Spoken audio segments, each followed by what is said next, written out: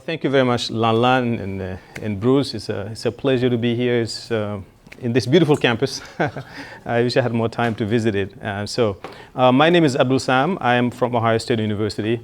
I'm an economist, so my research straddles between three areas: environmental economics, finance, and development economics. So today, what I want to do is talk to you guys a little bit about the environmental economic side of my research, specifically work looking at the environmental behavior of companies in Korea and how that environmental behavior related to decarbonization policies in the country. Right? So that's the goal of the lecture. So why decarbonization? Because as I assume all of you guys know, there's a lot of talk about climate change. It's occupying a lot of the debate nationally, internationally. And carbon has been credited with warming the planet. So there has been a coming together of the world community since 1992, roughly, with the Rio de Janeiro summit to find ways to drastically reduce carbon emissions. So the talk is not technically about climate change, but when you talk about reducing carbon emissions, you're talking about something related to climate change, obviously. I am an economist, so I look at, specifically, I'm an econometrician. We formulate theories, we get data, and we test to see if our hypotheses are validated or not by the data. And essentially, that's what we do here. But I'll give you some background before I get to that point about what this environmental policy is and why do companies engage in it. So as I mentioned, when you talk about decarbonization or reducing carbon, you're obviously talking about climate change. And those who do a lot of work on climate change have been making a strong case that climate change is a significant business disruptor. The increasing intensity and frequency of weather events, such as hurricanes, you guys in Florida, you're familiar with this, droughts and heat waves and so forth have had significant impacts on businesses in terms of disrupting supply chains, in terms of creating damages or increasing, therefore, insurance costs. Right? And then related to that is that a lot of countries nowadays are trying to move away from energy systems that are focused on fossil fuels to ones that are centered on technologies that are net zero emission technologies. And when you do that, you create a different regulatory environment, right? To make that happen, you have to create new regulations, and the regulations affect businesses directly. And so, not surprisingly, a lot of businesses have been trying to be proactive about this. A lot of them are making pledges to be carbon neutral by 2030, 2050, 2060, et cetera. So I've just an example of a few companies that have done that, but it's a huge list. Okay? Whether or not they actually live up to those pledges is a different story. But certainly a lot of them are making that, or trying to make that case. So how did we get to the point where climate change has become such a dominant topic of conversation everywhere? Okay. To understand that, we have to go back a little bit back in time, go back to the Industrial Revolution era. Right? The Industrial Revolution took place in the second half of the 18th century, and it marked an important turning point for human history. We went from, well, it's just the Europeans started that. They went from making things using their hands and rudimentary instruments to using machines and mechanization to do things, to produce, right, agriculture and goods and services. And that is done using fossil fuels, using oil, natural gas, and coal. Okay? Now, it has made extremely important and positive effects on humanity, right? So that revolution exponentially increased productivity, which is a good thing, right? Living standards increased significantly. But it also did something else. It increased reliance on fossil fuels, burning of coal, burning of oil and natural gas. So the picture that you see on the right is meant to illustrate what the pollution looks like. And this is what we call in economics an externality. This is the way to explain what an externality looks like. How many of you guys are familiar with the concept of externality?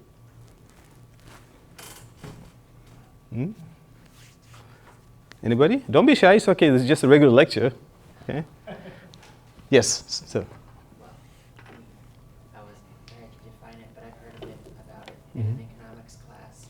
It's sort of like consequences, but not exactly. You are more than 75% of the way, right? Consequences, but consequences on whom? So when a company, so think of this is smoke coming out of smokestacks, and it pollutes everywhere, right? It doesn't discriminate. People who work at the plant, people who buy the product, as well as everybody who has nothing to do with this plant, everybody gets exposed, right? So there is an imposition of cost on people who have nothing to do with the production of that particular good. That's why we say it's an externalization of the cost. The costs affect people who are not stakeholders, if you will, in this plant. And those are typically social cost, as health cost and cost to the environment, right? And obviously, it's what we call a market failure. How is it a market failure? Because when companies price their goods that they want to sell, they look at their private costs, right? They look at the cost of labor, they look at the cost of the inputs, and then they come up with a price, and that's the price at which we buy goods and services, right? Problem is, if you have externalities like this, you're not taking into account the totality of the cost, including the costs that are imposed on society, the health costs, the healthcare costs that this will generate. And so you end up having what we call the wrong prices. Prices are too low because they do not take into account the full totality of cost. And then when they're too low, demand is going to be too high, too much is going to be produced, it simply exacerbates and makes the problem worse. How do we solve for that? How do we fix that? What I have here is typically sort of the 4 mechanisms that are typically used to control or to force companies to internalize their cost, right? To force them to take that into account. And that process really did not start until, in a very serious way, until the 70s. That's when we had our very first minister of the environment. It was in Britain. And that in the EPA also had a director in 1970. And many countries started to say, okay, we've got to do something about this. It's gotten to a point where it's a serious, serious problem. So how do you force companies to recognize those costs so that prices go up, demand goes down, we don't have as much pollution? First, we have command and control policies. I'll talk about each one of these briefly. Second, we have market-based policies. Third, we have information disclosure. And fourth, we have voluntary overcompliance. The bulk of my talk is going to be on the latter point, voluntary overcompliance, right? All of these policies have in common one thing, which is to force companies to recognize the cost that they impose on society and factor that into their pricing decisions. So let's start with command and control, the first one in that arsenal of environmental stewardship. So command and control, as the name suggests, is just that. It's when the government says or commands companies to do X or Y and Z. So for example, the government could say, you cannot pollute more than 1,000 tons of this particular chemical. Okay? As a particular facility, that's all you can do. That's the direct command that a company makes. Or they can say, you cannot use this chemical at all. It's too dangerous. It could cause cancer. So various policies fall into this umbrella, including the Clean Air Act, the Clean Water Act. Those are all command and control policies, where the government simply tells companies what to do and what not to do. But they don't stay there. They also do the controlling, right? And what you see there is an example of the controlling taking place. It's an EPA agent who comes into a plant and checks to see whether the companies are living up to what they're supposed to be doing or not. And if they don't, there are heavy fines. Sometimes you can even go to jail if you're found to be guilty of certain liabilities. Right? There's an example here of what a command looks like. This is the Clean Air Mercury Rule, which caps mercury emissions to 15 tons per year starting in 2018, because mercury is dangerous for the brain and skin. So these policies have made an important difference in people's lives. Living standards have improved. Environmental standards have improved significantly as a result of this. And it's the primary way of controlling pollution. The second one is market-based instruments. And there are typically 2 fall into this area. The first one is taxes. The second one is cap and trade. So instead of commanding and controlling, the government could say, let's let the market figure things out. So we can, for example, simply charge a tax on a tonnage of CO2 equivalent emissions. In Canada, for example, they're charging right now $65 for each ton of CO2 equivalent that a company emits, that a facility emits, right? And that's translated into gasoline that goes into your car. It went up from this year, and it's supposed to escalate every year until 2030, until which is $170 per ton of CO2 emissions. So it's just a market mechanism. You want to pollute, you'll pay for it. And this is the prices. The government decides what it is. Yeah? The United States has not been that proactive about using that. And the second common way of using market mechanisms to tackle pollution is something known as cap and trade. Cap and trade. Anybody here somewhat vaguely familiar with the concept of cap and trade? Yes? Yes, I actually really know about that one from an environmental science class I took in high school. Cap and trade is basically like if one like big oil company can't afford to like lose some of its sales by like lowering the amount that it's emitting, so instead they'll pay a certain other company to take on the like emissions. Yeah. And so that company's still earning money without having to produce emissions, and instead they're just like taking credit for somebody else's emissions. Yep. Yeah. You learned your lesson very well. So I think I have here a picture illustrating that. Unfortunately, it's like towards the bottom. Here. So cap and trade, as the name suggests, is when the regulator caps the amount of emissions.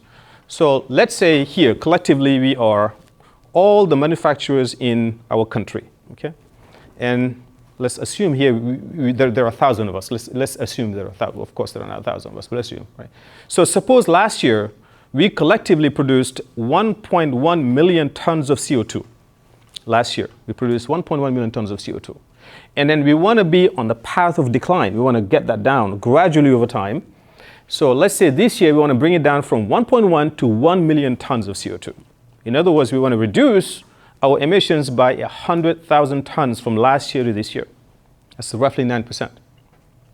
That's actually way higher than what countries do. That's pretty aggressive. They don't go down that fast. But just to give you an idea. So then what we do is that we cap total emissions at 1 million this year. Last year was 1.1. This year we're going to cap it at 1 million. And then what we do, or let's say I'm the regulator, I'm the EPA, I divide the 1 million tons into each one of us, the 1,000 manufacturers that are present here. So everybody gets 1,000 tons, roughly. I'll make it even. Let's say we're all roughly similar sized. 1,000 times 1,000 gives you 1 million. So everybody gets 1,000 allowances, meaning that you have the right to pollute up to 1,000 tons of CO2. Now, not all companies are created equal. Some companies are very proactive about this. They have already taken steps to not need as many allowances. So they don't need it. What they will do then is that they'll take maybe they need just 800 allowances. They have an extra 200 that they do not need at all. This company, for example, they don't need as much. They have all these allowances. They did maybe half of it. This company, on the other hand, has not been very proactive, still relying on coal and fossil fuels. Hasn't really yet taken the steps to deal with this issue. So a trade can take place between this company and this company. This one has extra allowances they don't need. This one has allowances they're producing way more than can be justified by the allowances that were given to them. So they need to get allowances. We all capped at 1,000. They have to go get allowances into the market. And because you have a lot of companies interacting, that creates a market for these credits, for these allowances. And it sets a price. All right? So that's what cap and trade is. The first one is the European Union. In 2005, I'm going to go back to this gives you an idea of how many slides I have. All right? And here I have, actually it's not live today. I didn't update them today. But you can see the European Union cap and trade system, a ton of CO2 goes for $85.80. You can track these prices online. 85, not dollars, 85 euros, 80. California we don't have a national carbon more cap and trade system in the United States, but we have regional ones. California has one, the Northeast has one, the Regional Greenhouse Gas Initiative, RGGI. Australia has one, New Zealand. And you can see prices are widely different. Why do you think the prices are so different between these different cap and trade systems? They're all cap and trade. In some cases, it's much more expensive to buy an allowance than in other cases. The most expensive one is a European Union allowance. And you can ignore the voluntary markets. Okay? The cheapest one here is the Chinese market. Yes? Government regulations? Yes. It has something to do with that, okay? We have this saying in French, tout ce qui est rare est cher, meaning everything that's scarce is expensive. So remember what we said about allowances? If I supply an unlimited number of allowances, what's going to happen? Nobody's going to need to buy anything because you have everything you need, right? So it's all based on how tight the cap is. If I can make the cap really tight, the price is going to go up because I'm reducing supply. So this is just supply and demand, all right? So you reduce the supply, prices are going to go up. The Europeans are very, very rigorous about their cap and trade system, okay? That's part of the reason why they're implementing something called the carbon border adjustment tax. What they're saying is there is carbon leakage. We are doing this, but not everybody is doing that. But at the same time, we don't want to jeopardize our companies that are here, that are creating jobs, feeding the continent. So if somebody wants to import into the European Union, they will have to pay a carbon border adjustment tax to recognize that they're producing this good in a country where they didn't have to face this cost. Okay? That's called a carbon border adjustment tax. And some countries are kind of embarking on that, right?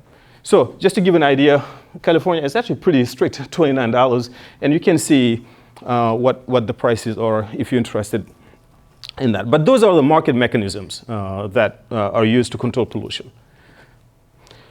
The very first Asian country to do this is Korea. Korea implemented in 2015 the KETS, the Korean Exchange Trading Scheme, which is a cap and trade. Right? It's a cap and trade system with the goal of reducing their emissions by 37% by 2030. That's the goal that they've stated. And China implemented the world's largest emissions trading system. Right? Everything China gets involved in becomes the largest. In 2021, but it's in its infancy. They're not very rigorous yet. They're not including a lot of industries. They're still giving companies room to adjust and get used to the system. But the goal is to be carbon neutral by 2060. That's the stated goal. Yeah. And then if you guys have these slides, if you click on these blue links, it'll give you more additional information about these markets. The third, remember we're going through this taxonomy of environmental policies. We first talked about command and control. The second one is market outcomes. And the third one is disclosure of environmental data. So this came out of a horrific tragedy that took place in Bhopal, India in 1984. I don't know how many of you guys have heard of this, but there was a tragic accident in Bhopal because of a leak of a deadly gas called methyl isocyanate that killed thousands of people. And when that happened, a lot of countries realized, oh my God, this could happen here too. We have a plant that is operating near a highly dense area, and people don't know what this company is doing and how dangerous and how deadly those gases that are being made there are. And if there is some kind of a leak, a lot of people could die. And so in the United States, we created something called the Emergency Right to Know Act, which created the Toxics Release Inventory in 1988, which basically is a law that says every company or every facility of a certain size has to report in a publicly available database what kind of chemicals they use, how much of them do they use, how dangerous are they to human health, so that everybody can search and know how dangerous these facilities might be, the ones that they're living nearby. And you can do that today. You just go into tri.gov/explorer. You can find every facility that is located near you, okay, about what they do. My research, I draw a lot of data from them. It's publicly available since 1988, which is a really interesting thing. The idea was to shame companies into behaving differently. If they know that people know about this, they will change behavior. So in addition to sort of the carrot approach, which is the command and control, you have sort of the stick approach, you have sort of a different incentive here, which is to simply shame them into changing their behavior. And a lot of countries have actually copied that, including South Korea, and we got our data from them as well. The Pollutant Release and Transfer Registry Information System is very similar to the TRI, the Toxics Release Inventory in the United States. And there's a project by Al Gore was the former Vice President of the United States, who's a noticed environmentalist, called Climate Trace, who's trying to do this at a global level, but with a focus on carbon emissions. In fact, let me see what happens if I click here.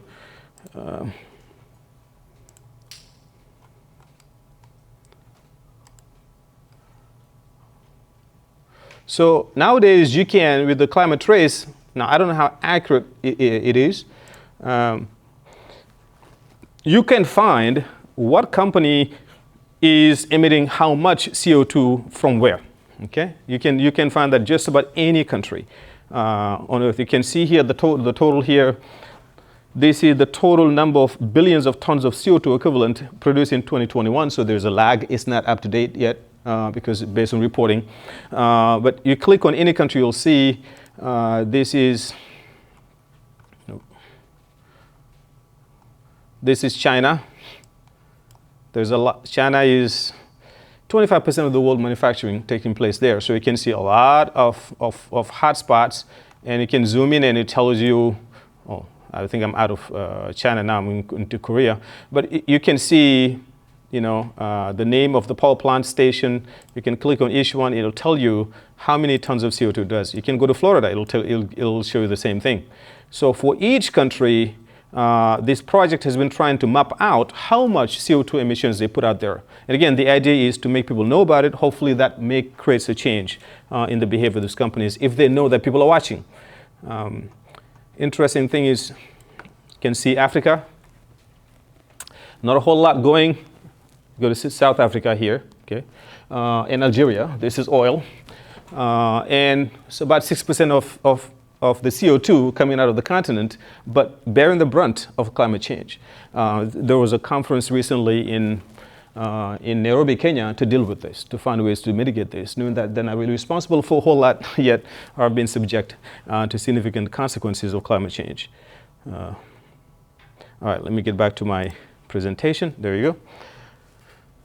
So now let's get to voluntary overcompliance, which is the fourth in that list that I had. Right? It is a different name for corporate environmentalism. So corporate environmentalism simply means companies voluntarily reducing emissions without being required to do so.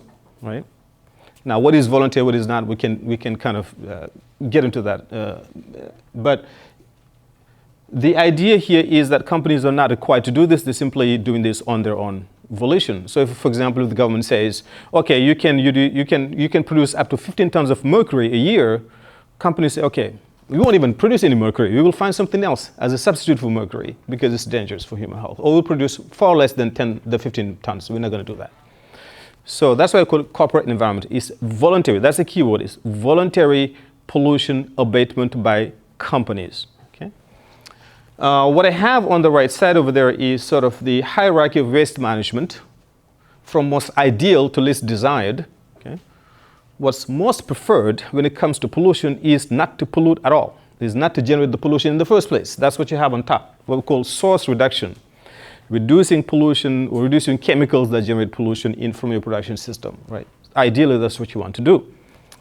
If you really cannot do that, then can your inputs that you're using, can they be recycled?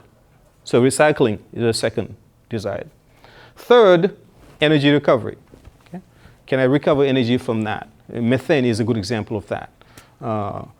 Methane from, for example, concentrated animal feedlots that have lots and lots of heads of cattle, tens of thousands, manure generates a ton of methane. Methane is way more potent as a heat-trapping gas than carbon is.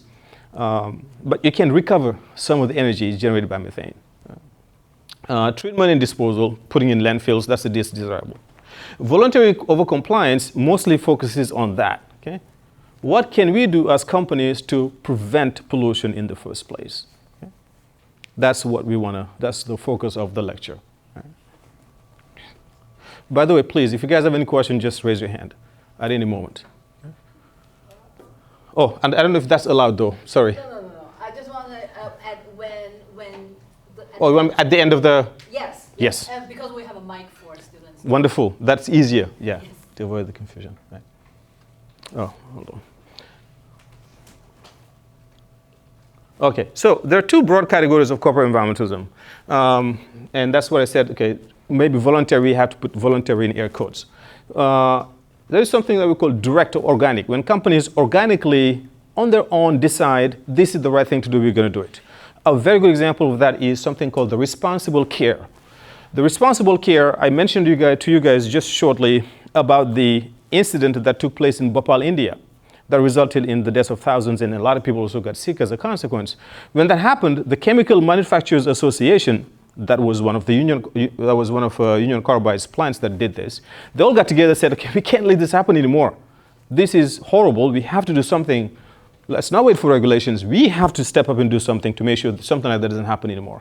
They create something called the responsible care. It is a set of codes of conduct about things not to do and things that you should do to avoid incidences like that. Okay? Again, it went way above what they could do, what they were regulated to do. It's called the responsible care. In fact, when the BP oil spill happened, which was in Florida many years ago, what is it, more than a decade ago now? I think it was 2011.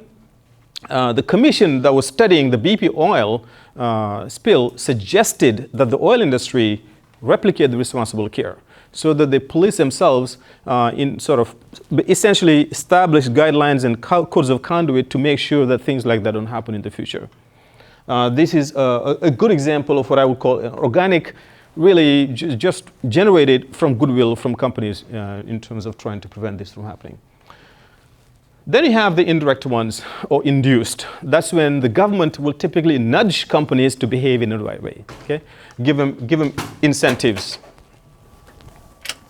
to behave in the right way. There are many examples that I can think about. I have a few there. ISO 14000, which I'll talk about shortly. There's Energy Star. You guys have probably seen this logo in many of your appliances. Energy Star is purely voluntary. It's a voluntary program that was instituted with the nudging of the EPA to get companies to go above and beyond. There's also what we call the 3350, which is the very first voluntary program when the government identified 17 key toxic chemicals, very dangerous to human health. And they told companies, look, we can all work together and we'll help you out, eliminate or reduce drastically these chemicals by 1/3 and then later on by 50%, hence the name 3350. And they got a lot of technical assistance, a lot of grants help them. Yet despite that, of the 20,000 or so eligible facilities for the 3350, only 12% of them signed up. Only 1,200 signed up for that. So what that tells you is this is not easy. It's costly not to pollute. If it wasn't costly not to pollute, nobody would pollute, right? So not polluting is costly. So even though that's why you have to commend them in some cases when they take actions like that, and sometimes it works out to their benefit too. It can be a win-win strategy. If you look at the right side of that screen, you got pollution prevention pays. That's 3M's logo, one of a very large manufacturing company. Their logo was PPP, pollution prevention pays. You reduce, if you prevent pollution, it also works good for your bottom line. Texaco has WOW, wipe out waste. Chevron has SMART, save money and reduce toxins. Because what they figured out is when they get technical assistance, in some cases they figured out they can replace some toxic substances with other less toxic or even not toxic substances that are actually cheaper than the ones that they've been using. There simply weren't any incentive for them to figure that out. And the EPA came and gave them some of that help and changed their behavior in certain ways. It doesn't work out all the time, but sometimes it's a win-win strategy. So you can think of corporate environmentalism, or if you will, voluntary, proactive, positive environmental behavior by firms as a two-stage process or two-step process. In the first stage, companies decide whether they want to participate or not. Okay? So there's a voluntary program that's being proposed either by other industry partners or by the government. Okay? Question is, do you want to be part of this or not? Right? So first step, and I think I just gave you the statistic for the 3350, the participation rate was only 12%. Okay? So it's not easy. Second, and again, I said, why would you want to do this? It's costly, right? So if you think about a cost minimizing, we economists, we assume everybody wants to minimize cost or maximize profit. How would you want to take on something that's going to add cost to your structure unless there are some benefits, right? Second stage, equally important, actually more important, is conditional on being a participant into one of these programs. Do companies actually make a difference Do they just sign up to say, okay, I'm part of this program, it's called greenwashing, and do nothing at all? Or do they actually take steps that result in significant reduction in carbon emissions, or in emissions in general, whether they're carbon or other or toxic emissions? So these are both very important steps that I've done quite a bit of time trying to understand, but mostly using US data. In this particular study that I'm talking about, we are using Korean data. Okay? All right, let's talk about the first one. Why do companies engage in this behavior? Why would they do that? As I said, companies want to make money, right? They're not in the business of losing money, and doing this means you're adding cost to, therefore minimizing profits potentially. So why would they do that? There's got to be some benefits to this, right? As economists, we've focused a lot on sort of the negative side of regulations. Regulations burden companies, and that in a way that's true. It does add cost to companies. But what is also true, and what has gotten even more true over the past 20 years or so, is that it pays in many instances to be viewed as a green company. There is a growing niche of consumers out there who care about the environmental friendliness of goods and services, and they're willing to pay a premium for that, right? And if you can tap into that market, it's a good thing for you to be labeled as being green and clean, right? So there is a market incentive, that's what we're saying. There is a market incentive, or something called green marketing, to be viewed as being green. You can see over there we have labels, organic labels, and this is just an example to illustrate, to say that these goods and services are produced in an environmentally friendly way. I have a separate paper with another student where she looked at how much are people willing to pay for organic baby foods. And she estimated that to be between 17 and 27%. Parents are willing to pay 17 to 27% more when there is a label on the baby food that says organic than when there is no such label. Even though scientifically it's not clear that those actually make any difference in the health system of the baby. But they're willing to. There's a niche of consumers who care about that. Think of the electric vehicles and various labels of organic foods, right? When Toyota came up with the Prius, what was the price of oil at the time? It was under $1. Okay? It wasn't much. But people bought that car because they believed in the environmental benefit of it. It was expensive, but they're willing to pay a premium for it. Now they look like geniuses. Everybody is coming up with electric cars. But when they came up with it, oil was so cheap. Okay? They still did it, and a lot of people bought it. Okay? So that niche has been growing. Surveys show that to be the case. 73% of Gen Z, so younger folks, consumers surveyed, show that they're willing to pay more for sustainable products. And this is, again, different results, but same conclusions. You can see the green bar keeps increasing. This is the number of people who agree with willing to spend more for environmentally friendly goods. This is in the United States. If you look at globally, the trend still holds. This is Germany, Australia, United Kingdom, USA, and global.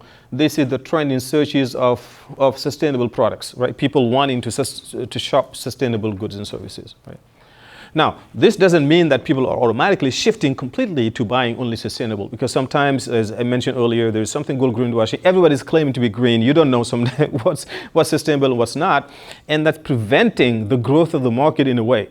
There is an industry that is trying to overcome that informational barrier, but it is still in the way. But the point of those slides is to simply show that we know, based on data, that more and more people care about the environment and they're willing to pay for it, and therefore being proactive about the environment is not just good for the environment. It is also good for the bottom line of the companies that are doing that as well. But it's part of the reason why this has become a popular trend. And a lot of rankings nowadays are coming out about how clean and how responsible companies are. Here's just a list of some of them. Barron's 100 most sustainable firms, the Global 100. Newsweek has their own ranking. You have also ranking by the Dow Jones. We have now sustainability indices. If you wanted to invest You can choose to invest in companies that are viewed or seen as investing in sustainable projects. Right? So all of that stuff means that there is a market for this, and a growing perception from companies that if they don't respond to that, they will sacrifice profitability. Right? So that's the first determinant. Why do they do this? Because of the market. It's not the only reason why, obviously. Sometimes there's pressure. I mentioned the information disclosure policies. Those shame companies into behaving the right way. When the toxic release inventory was first released, there was, I can't remember which environmental interest group, they bought a 10-page ad, an ad on New York Times listing the top 10 polluters. Okay? Well, that's not good publicity. Nobody wants to be in that list. So people sometimes do the right thing when they know that they're watchful eyes, that people are paying attention to what they do. And so environmental pressure groups, or the media sometimes as well, also force companies to behave in a different way. Financial and technical support that they do get from the federal government, a lot of the times, the EPA has a lot of voluntary programs. Okay? And often when they come up with those, they'll tell companies, hey, if you guys sign up to do this, we will help you. We're not going to leave you on your own. We'll give you some technical help, assistance. We will give you some financial assistance. How we have the Office of Compliance Assistance and Pollution Prevention that actually gives out grants to companies that want to do the right thing. And often what we have found through our research is that when companies are proactive, when they start to want to do something above and beyond the law, the EPA responds to them in a positive way. Those companies tend to have fewer inspections. They tend to have fewer enforcement actions. Enforcement action simply means when you are found to be in violation of the law, you may be assessed a fine, or your plant could be shut down, or it could be taken to court. There are fewer such instances when companies are more proactive about the law, about environmental protection, than when they're not. So that's also another benefit that you need to think about. There's a long list, but I'll simply stop at this point. Overcompliance sometimes is a rational response to expectation of stricter regulation. Okay? Sometimes companies simply say, okay, the government is suggesting this. If you don't do this, they'll do it anyway. They'll force us to do that, and there's nothing we can do. And in some cases, the government explicitly says so. I'll give an example, and if you guys click on this, you'll hear what I'm talking about. California has a lot of dairy farms. Okay, these are concentrated animal feedlots. They're huge operations that have sometimes 10,000 heads. They produce a lot of manures. They produce a lot of methane. Okay, and that methane, as I said, is extremely potent, way more dangerous to trapping gas than carbon dioxide is. California, as you all know, it wants to be at the forefront of sustainability, of environmental stewardship. So they told dairy companies, look, you guys, we want to help you do something about this. We want you to install energy projects to capture that methane gas and to convert it into energy so that it doesn't get released into the air. And sure enough, they were willing to give money, incentives to make it happen, but they also said, if you don't do it, we will force you to do it. Okay? So is that really voluntary at that point? And it's a good question. I guess still is, because you choose to do it, but and to my knowledge, it's still voluntary because a lot of them realized this actually is a worthy enterprise. They started to make money off of methane. Some of them were saying, I cannot believe that I'm making money off of manure, cow manure. But some of them actually made quite a bit of money out of it. Right? So this was just a list of some of the determinants, or if you will, why companies engage in this proactive positive environmental behavior. Now let's talk about specifically the ISO 14001 program. The ISO 14001 program is one such voluntary environmental program. It's one such corporate environmentalism programs. But it is by far the most popular in the world. Excuse me. It was created in 1996 by the International Organization for Standardization. Okay, the ISO, hence the name ISO. The ISO is an international body that regroups 167 countries. And their goal is to create standards, to facilitate standards in a whole range of standards, not just environmental standards. Really in a variety of areas, so that includes healthcare technology, civil engineering, food safety, quality management, and environmental management. Right? Creating standards simply means making it so that a product is produced roughly in the same way, whether it's made in Senegal, which is where I'm from, or made in the United States, or made in some other country. Okay? One of the advantages of creating standards is that it facilitates trade. Okay? You don't have to worry too much about what the quality of the product is. If indeed it is manufactured by a company that is certified to have followed the process of the ISO, it should be roughly the same across all countries, across space. So one such standard they created is the Environmental Management Standard in 1996. And what it does is that it gives a list of best practices that firms that want to minimize their environmental footprints ought to follow. If you want to if you want to do a good job at managing your environmental outcomes, these are the things that you need to do. So it is voluntary. Let me show you what the list is. It's not exhaustive, but just focusing on the key points. So companies that want to follow the ISO 14000 Environmental Management Standard are expected to do the following. First, they must fulfill all of their regulatory obligations. Right? So before we talk about going above and beyond the law, you have to first respect the laws, the environmental laws. Okay? So you have to show that you are in regulatory compliance with environmental law. Then you're expected to set proactive policies to go above and beyond what the law says. And this is really the key point, because different countries have different laws, right? So the environmental laws in country X may be not very different, but different than the environmental laws in country Z. Developed countries typically have more stringent environmental laws. So Europe in particular, the United States, Japan, etc. Then developing nations that don't view that in their interest.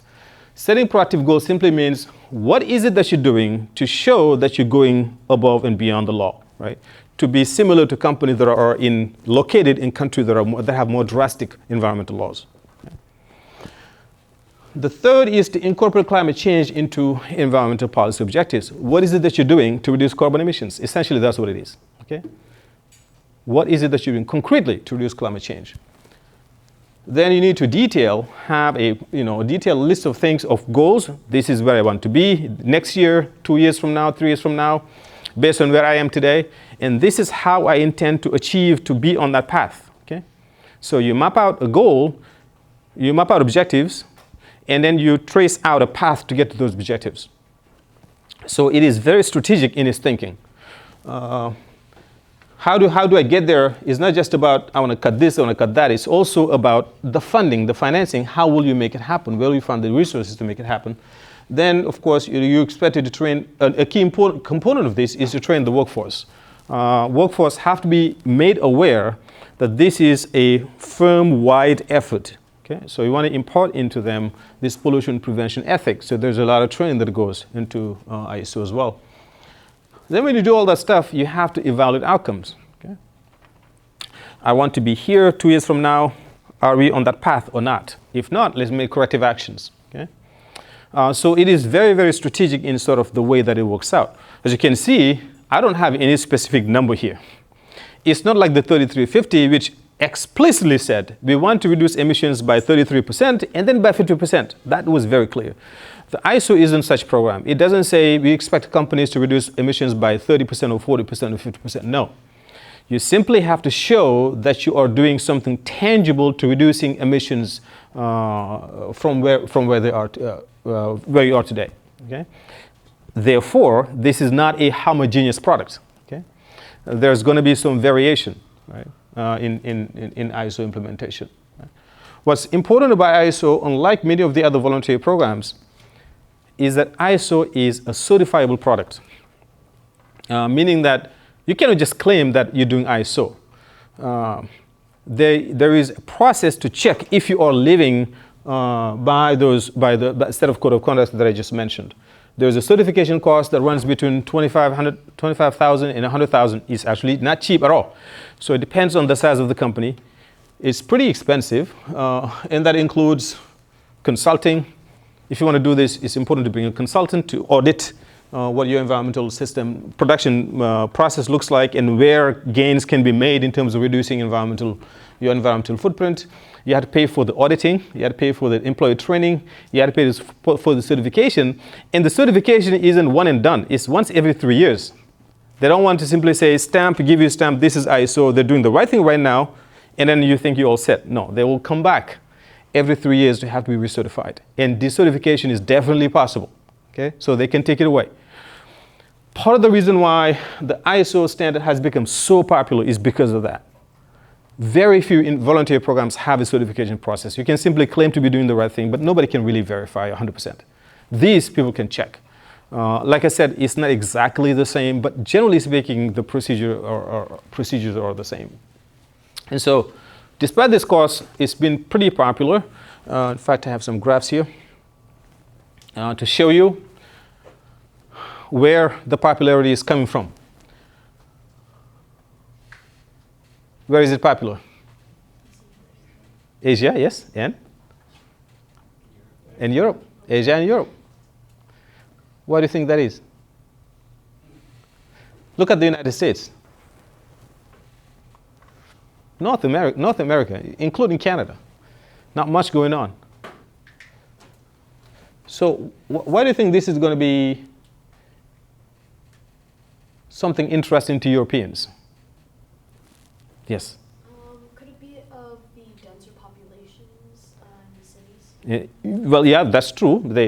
They're way more crime than here, so the environment, the effects of it will have certainly will be more felt there than here when you have people are spread out. That's, yeah. Mm-hmm. They just be more environmentally conscious. They're more environmentally conscious. That is definitely true, yes. And I think just most American companies don't care, and most consumers don't care either. Mm-hmm. So there's no incentive for them to ever go through with it. Yeah, through the process, yeah. Unfortunately, it's true. Right, so all these points are correct. So Europe has something called EMAS, the Eco Management Auditing Scheme, which is actually more draconian than the ISO. So they embedded such that any company, and it's a voluntary program, but if you are EMAS certified, you're doing more than what you're doing if you were just ISO certified. So they embedded ISO into EMAS so that any company that is EMAS certified is automatically ISO certified. And as you said correctly, Europeans typically tend to be much more proactive about the environment for the reasons, some of the reasons that you mentioned. And so you can see that as more and more companies are getting more and more companies getting certified over time. So that's what these bars indicate. This is just over time. I didn't do a good job. So this is 2019, if I'm not mistaken. I think I cut out the 20s. So you can see it started and then it's generally increasing except maybe that 1 year, right?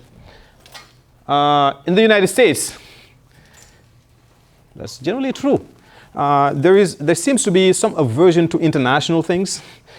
This is an international standard. Well, companies don't like international things. But there's also, honestly, the fact that the government simply didn't really try to play it up as much. In Europe, the government was at the forefront and drove this to make it happen. We didn't really see that much of an effort here. And of course, there is a cost. It's not cheap. And there's also the sense, look, we have already very tough environmental laws. We don't need to take on this. This is really not meant for us. So all of that stuff goes into explaining why this hasn't taken off, right? But look at Asia. In fact, let's see why this is so popular in Asia. And where is that popularity coming from? Worldwide, in China. Nearly half of these certificates. This, by the way, these are the number of companies that are ISO certified each year. Almost all of them, almost half of it comes from China. You have the world one side, China on the other, so almost half of it comes from China. You can see there's a dip in 2015 that comes down and it kind of starts to go up again. And we don't know exactly why this dip has happened. What we do know is that in 2015, the ISO 14000 was tweaked. ISO 14000 is not fixed in time either. Over time, they make it tougher. So in 2015, they came up with a tougher standard, and that could be the reason why you have a dip in certification, although we're not 100% sure. It could also be the financial although financial crisis by the time was really, we were pretty removed from it. I suspect it is that change that happened, that took place. But it came right back, right? Why do you think China would find it appealing to be on this bandwagon, ISO? Yes? I mean, maybe because they're blamed a lot for all the pollution, so it's a way to almost like say, like, look, we're doing the regulations. Yeah. And like we're trying to reduce that. Right? Yeah, they're blamed a lot, and that's true. They're taking steps. I have a different paper where we look at that. Xi Jinping, when he came into power, started to completely overhaul the environmental regulation process. That's part of it, yes. I'm sorry, you had to raise your hand? Similar to that, okay. Anybody else? Yeah. Yes? Could it be that Chinese regulations are a lot stricter than any other country? Want to get ISO certified to improve that? Actually, just the opposite. So they're less strict. So Chinese regulations, generally speaking, or the perception was that Chinese environmental laws are lax. China, as I showed you, there's a lot being produced there. Roughly about 25% of the world manufacturing takes place in China, a quarter of it. And those countries the companies that are located in China, they produce there, but a lot of it is exported out of the country, right? Where does it get exported? Into developed countries, mostly. Of course, some developing, but some developed countries. And developed countries, consumers and regulators get concerned that environmental laws are too lax in China. So one way for these companies to show we are doing our best is to say we are going way more than what we are required to do by law. We are ISO certified. Once you say you're ISO certified, means you have a production process that respects environmental standards in a way that is similar to production processes in developed countries. So it's a way to gain entry into markets, especially the European market, which is very stringent in terms of environmental standards and norms. So it's a way to facilitate trade, it's a way to facilitate exports. It's not just China, though. If you look at Asia, it's China, Japan, and Korea. Japan actually started this. They're very strict about ISO 14000. Korea has also embarked on this. How am I doing on time? Is there a clock? Okay, very good. You have time. I have a little bit of time? Okay, what time? More time. Okay, all right, good. The ends at 45. 45, Half okay. at least. You know. I'll maybe speed up a bit. All right, so this is, yeah, I'm good. I think I'm on target here. This is South Korea. So the study is not focused on China. I'm giving you broad statistics, but it's really about Korea. And just like in China, it also has taken off in Korea as well. We don't know exactly why, in the sense that we do not ourselves directly study that, but people like Baek and others have looked at this. And what they found is that firms that are in the chemical sector, companies that make chemical products, companies that are profitable. Profitable means you deeper pocketed. You have the resources to pay for this cost. And companies that export to other markets, they're much more likely to be ISO, and companies that are ISO 9001 certified. ISO 9001 is a quality management certification, which is different than environmental. So companies that already have familiarity with the ISO process and have all these attributes tend to be more likely to adopt ISO 14000. And we also know that Korea, as I mentioned earlier, implemented the KETS, the Korean Exchange Trading Emissions Trading Scheme, in 2015, and it has a very clear goal of reducing emissions by 37% by 2030 relative to business as usual. In other words, if they did nothing, what would have happened? And now let's reduce emissions, reduce that by 37%. Okay? Why is Korea drawn to this? I was talking to Dr. Jans earlier. I said, we talk a lot about the Chinese economic miracle, and rightfully so. It's amazing what has happened in China in such a quick amount of time, short amount of time. But the South Korean economic miracle is also fascinating. South Korea went from here, virtually nothing, very, very poor country, in the 1960s and 70s, to one of the richest, wealthiest nations on earth. I had the fortune to have been there. I came back from there just about a month and a half ago. It is incredibly developed as a country. And they did that in a very short span of time. They did so, though, mostly on the back of carbon-intensive industries, companies that require a tremendous amount of energy, burning of fuel and oil, natural gas, etc. And on top of that, it is one of the top manufacturing companies on earth. It's one of the top 5. And in fact, if you look at it at the percentage of GDP, it's actually ahead of China. As a share of its GDP, South Korea does more manufacturing than any other country on earth.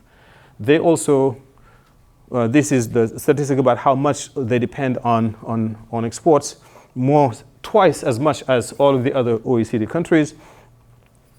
And they also export a lot.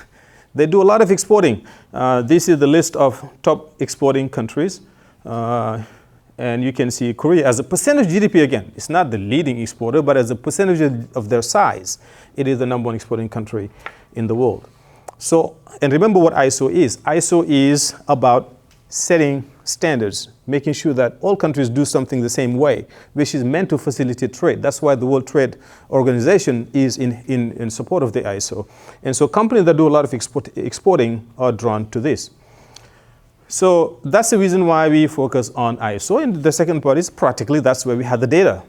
So we have data here on 367 Korean manufacturing companies that we're observing from 2011 to 2015, so it's a relatively short period of time. We have annual carbon emissions data that we got from the Greenhouse Gas Registry and Research Center of Korea. The ISO adoption data, we get it from the Korean Accreditation Board. And the financial data, we have a lot of financial data on these companies. These are private companies. We have data on their sales, their number of employees, the number of research and development expenditures, and so forth. We have a lot of accounting measures about these companies. We also obtained from the Financial Supervisory Service in South Korea. And we did an econometric analysis. It's a statistical analysis to compare companies that are ISO certified to companies that are not ISO certified. What we want to see is whether the certification is an effective conduit to reducing carbon emissions, right?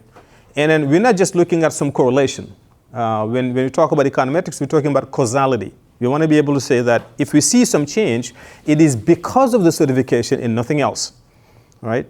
So, it could be that companies are reducing emissions for reasons that have nothing to do with the certification itself. It could be because they're more R&D intensive. They're more research minded. So they have the technology that allow them to do that. Even if they're not ISO certified, they're just more research minded. We want to make sure that's not what we're looking at. So we're controlling for all of those potential confounding factors. All of the other reasons why we could see a difference, we want to control for them out of the equation. So essentially think about it this way. Take companies that have similar size, similar number of employees, similar sales, similar research and development, okay? Similar in many, many different dimensions. The only thing that distinguishes those two companies is that one is ISO certified, the other one is not. Okay? That's what causality is. Okay? We want to hold constant many of the other variables that could explain CO2. We want to make sure that they're not varying. The only thing that varies is that one is ISO certified, the other one is not. Can we see a difference between their CO2 emissions? Okay? If we can, then we can say reliably that the reason why there is a decline in CO2 emissions is because of the ISO certification and nothing else, because we're holding everything else constant. That's what econometrics tries to do. Okay? And this is the result. I'm not going to bore you with the whole full of results in the table. We're looking at ISO 14,000, and then we are dissecting the CO2 from CO2. We're separating it into CO2 from production activities. In other words, the CO2 that is generated from the making of goods on the facility sites, from CO2 from energy use. This is called scope 1, by the way. If you hear scope 1 carbon emissions, these are carbon emissions that are directly the result of operations of a particular company. If you hear scope 2, this is what they're talking about. When you buy energy, the making of that energy generates emissions, CO2 emissions. This is not something that you have directly control of, but you are the one who's buying the energy, so it's going to have an impact on that. So we're looking at the production side and we're looking at the energy side. And then what we have found is that controlling for all of those potential confounders, that ISO certification reduces carbon emissions by 34.4%. In other words, companies that are ISO certified have 34.4% carbon emissions lower than companies that are not ISO certified. Okay? And the star symbolizes statistical confidence. How confident are we about the results being correct? When you see a star, that means we are highly confident that this is the result of ISO certification. Okay? So in a nutshell, what we found is that ISO certification is one way, and remember it's voluntary, it seems to be an effective way of reducing carbon emissions, at least those that are generated on site. The energy use, we found a negative sign, meaning that it's supposed to be reducing it by 23.1%, but we don't have the same level of statistical certainty than we do here in the first one. And this is my last slide to give you guys a chance to ask questions. I already mentioned the first one. Our statistical analysis, looking at this data, showed that, again, controlling for another many confounders, that indeed ISO 14000 has a positive impact. And this is interesting because what it suggests is that it could be a pathway, a viable pathway for companies to achieve the current government's goal. Remember, the goal is to reduce emissions by 37%. There's a different study that looked at that, and it has found, came out in 2022, that companies that are registered on the CETS, the current exchange trading system, the ones that have adapted ISO 14000 are much more able to reduce emissions than the ones that are not ISO 14000 registered. A limitation of our analysis is that it is confined to one country. We're only looking at Korea. It would be really, really nice to look at, to see if this is replicated, because the reality is that different regulatory environments do affect some of the results that you find. So in the future, we would like to expand on this, looking at hopefully more countries to see if we can replicate this result. Okay. All right. So that concludes the lecture, and I'm happy to take questions. As we've noted, the U.S. has fairly limited participation in ISO certification. I think we're all fairly aware that lobbyists play a huge role in policies that get passed, especially with the fossil fuel companies. To what extent do those It's okay. It's okay.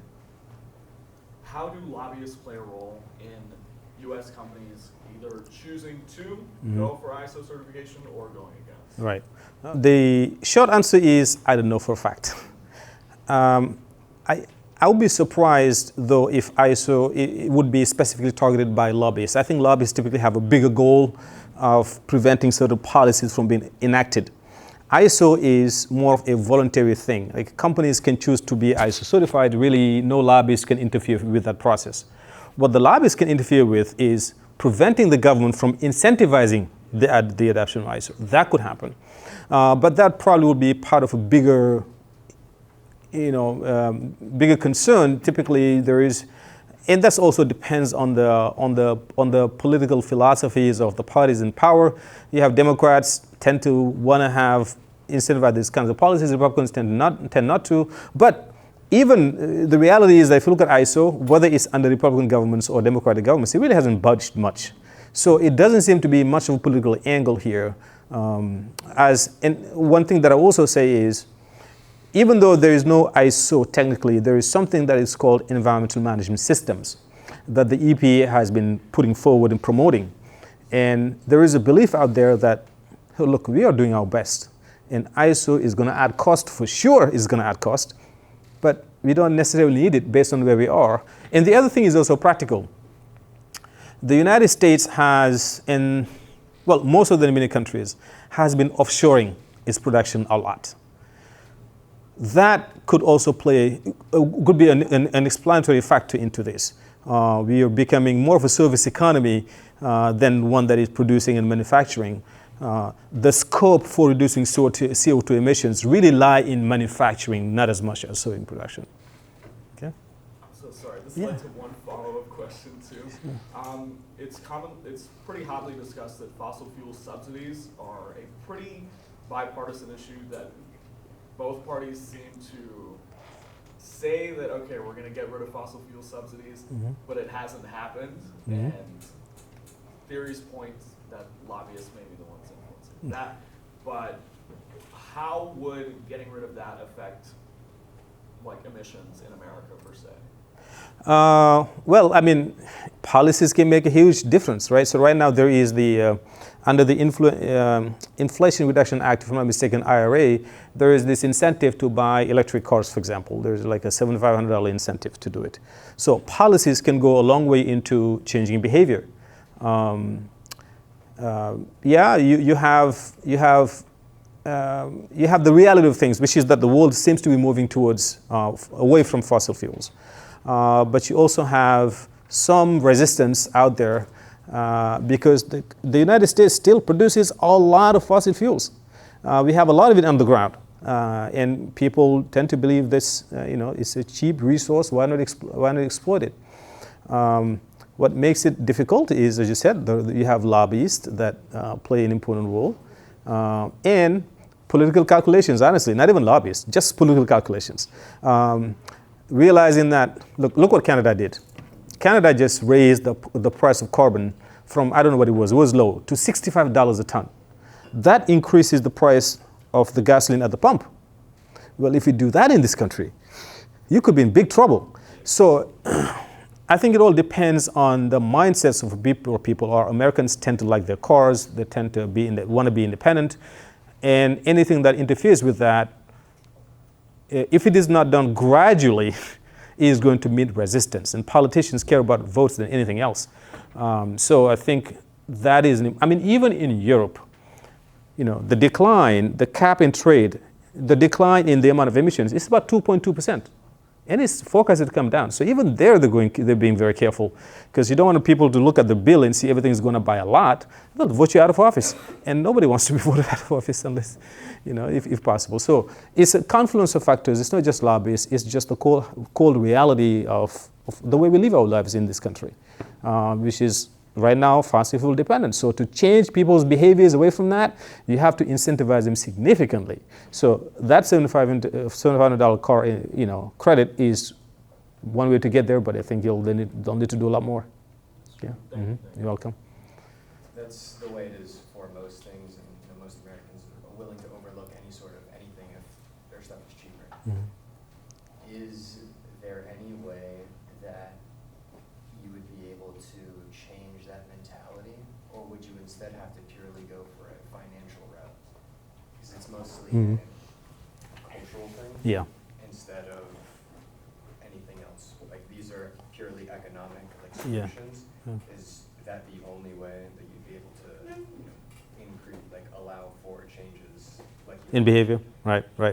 So you're right. Some of it is cultural, but I think people are also smart. They also make economic calculations. If the economics of renewable energy becomes such that it makes sense to transition to it, people will adopt it immediately. People care about minimizing costs. Inflation is what it is, and gasoline is has gone up a lot compared to what it was before that. It doesn't mean that people cannot change. No, some of it is also generational. I showed you the statistics and the surveys about the Gen Z. Younger folks are much more forward-looking. They're more willing to do things that people older are not willing. They're willing to live in smaller homes, drive more electric cars. So I think some of it is just generational. It'll cycle itself out. But some of it is also just economic realities. The economics have to make sense. And I think the cost will come down at some point, the cost of renewable energy. And when that comes, I think people are going to shift behavior. At least I hope that will happen. I have a quick follow-up. One of the things that have been talked about for the longest time is nuclear energy. Yeah. As clean, but Yep. There's been a lot of resistance to that. One of the biggest examples is Germany. Yep. And France. They were trying to go nuclear. They didn't. Yeah. Would it, and in America, from my limited knowledge, resistance to that is the initial cost of building plants, right? It's not the environmental smear campaigns have been like happening by oil companies as well, saying that it's worse than coal. But would it economic incentives allow for new To propagate, right? Yeah, overtake fossil fuels? It's dangerous. That's why there is resistance, from Europeans. Just imagine what could go wrong if something goes wrong in a nuclear facility. So I think the scope of the damage you could create is so far worse than what you could get from the other options, that you are going to be having resistance even in the United States to having nuclear plants. Nobody wants to have them near where they live. The radioactivity that they generate potentially could be very, very dangerous. France had that for a very long time. I think they've dismantled some of them.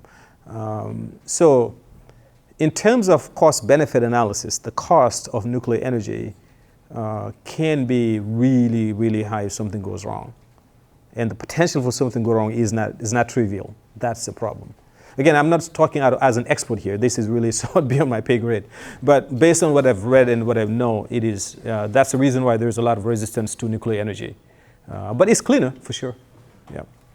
I mean, you actually kind of answered my question. I'll answer his. It was actually regarding the statistics that we saw with the Gen Z. I was going to ask, aside from, well, now you did answer, you said generational. Aside from maybe the generational, what is the word? Aspect of this, yeah? Yeah. Do you think potentially things such as social media, certain trends, ideals, and bias could potentially also lead to Gen Z incentivizing themselves to buy more green, sustainable objects? Yeah, I think social media that's why Gen Z is different than the other societies.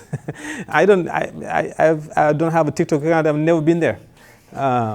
But my son is always laughing. What are you laughing? He's looking at TikTok and other things. So I think those are intrinsically related. To me, that's also generational. So it's two things. It's the generational, which will change the culture.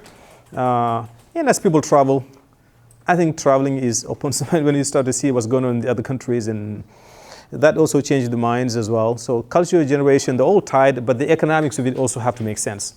No matter how much you want to do the right thing, you have to be able to afford it, right? So the economics of it have to make sense as well. And subsidies can help us get there. Yeah. So you mentioned how China has more lax government restrictions when it comes to pollution and stuff like Used that. to. Used to? Yes. And so that's partly why the companies chose to start having the ISO. Is that a common trend around East Asia and Southeast Asia as well, with countries having less of a restriction, or with Korea and Japan, or do they have fair restrictions? Yes, it is a common trend in general in developing countries. So developing countries tend to have laxer environmental regulations and enforcement. So it's two things. You can have regulations in the book. If you don't have the means to enforce them, right? So it's two things. You may be well-meaning, well-intentioned, but you just don't have the resources to check on this, to do the controlling.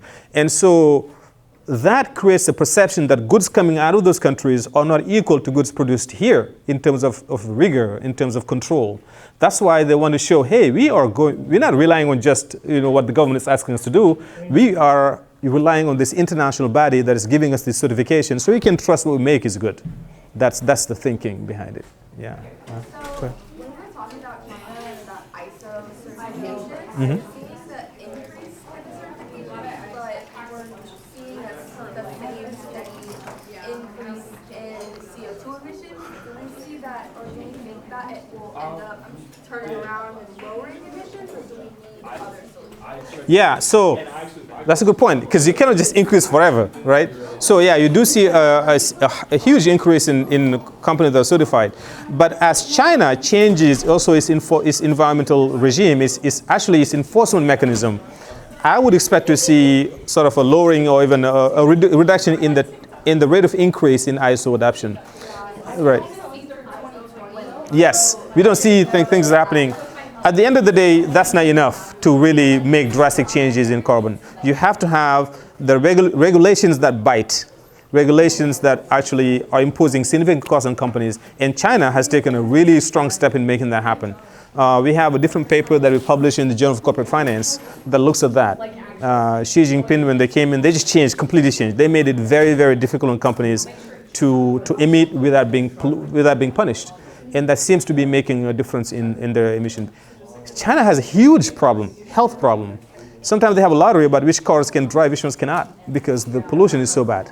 And so forget about exporting. It's for their own health. They're trying to deal with it because for their own well-being. Yeah, you're welcome. All right, thank you guys very much. It was very lively. It's good. Thank you.